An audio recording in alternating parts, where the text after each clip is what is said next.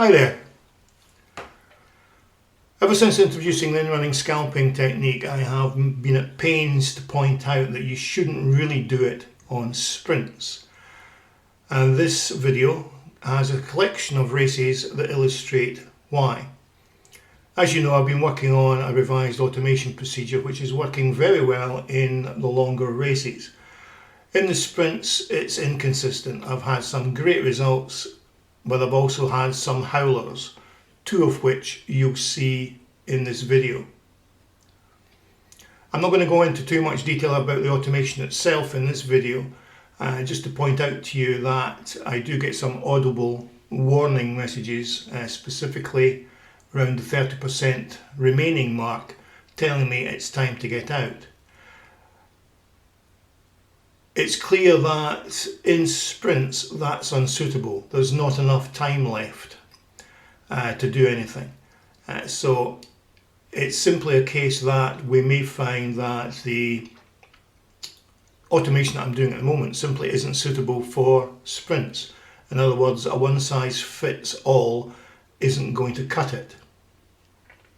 So moving on to this race at Yarmouth, this is the first of the horrible ones.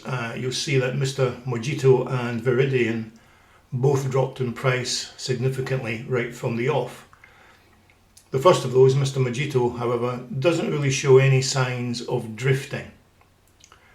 Now, keeping in mind my audio warning message at 30%, unfortunately in this race it's too late then. You'll see that as we approach the halfway point, I'm already picking up potentially bigger losses, but around about now they start to increase significantly. So you'll see that Mr. Mojito just suddenly drops in price still further here, and before you know it I'm over £100 in the red. So what I do is I cancel everything else in the hope that something else mugs them on the line, but essentially by this time it's too late to do anything about it.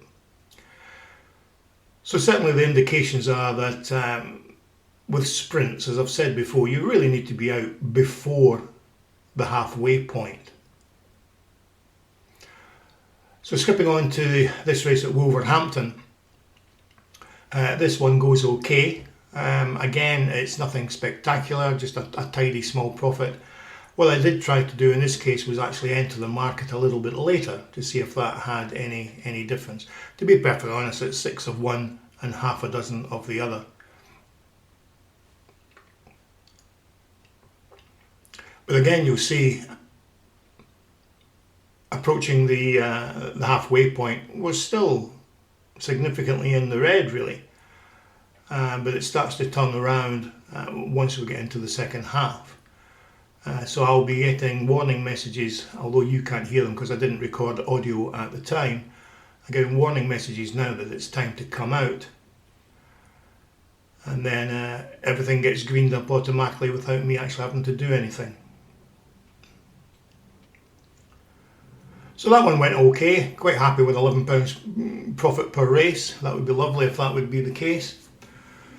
But when we move on to Yarmouth again, it's interesting that the two that have really messed me up today were actually on turf.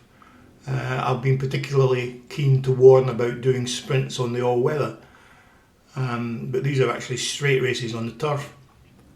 But much the same sort of thing really. Went in there and then things really started to fire in the second half and go and head south. So again, coming out halfway, could have got a tiny profit. My audio warning messages haven't fired yet, and yet we see ourselves £50 down, and then all of a sudden Rhythmic Acclaim comes charging through just as my warning messages come out, and all of a sudden I'm looking at a big loss again with no time to do anything. So it doesn't really matter whether you're doing this through automation or whether you're doing it manually. The warning is still there, and this video is trying to demonstrate why. You simply don't have enough time in sprints. So as we move on to the last race here, this one actually works out okay, and we're out by halfway with a reasonable profit. But as I say, it looks like I may have to develop a completely separate automation for sprints. The one size fits all that I'm trying isn't good enough for the shorter races, unfortunately. So a bit more work to do on my part. Okay guys, thanks for watching. Speak to you later.